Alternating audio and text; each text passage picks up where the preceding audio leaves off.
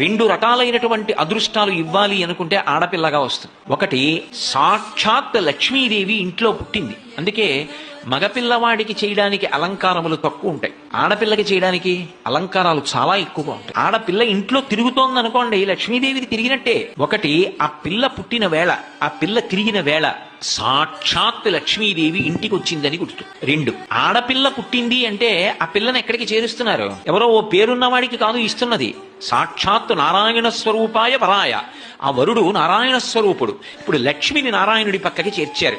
ఆ చేర్చిన కారణం చేత ఏమైంది? 10 తరాలు తర్వాత వచ్చేవి, 10 తరాలు నా ముందున్నవి, నేను ఒక తరం, 21 తరాలు ఉద్ధరింపబడ్డారు, ఉన్నత లోకాలకి వెళ్ళారు. ఏది మగపిల్లవాడి విషయంలో చూపించండి అలా ప్రమాణం. అలా చేయగలడా? సాధ్యం కాదు. అమ్మవారు అనుగ్రహిస్తే ఆ తల్లి వీళ్ళని నేను విశేషమైనటువంటి ఫలితము చేత సత్కరించాలనుకుంటున్నాను అనుకుంటే ఆడపిల్లగా వస్తుంది.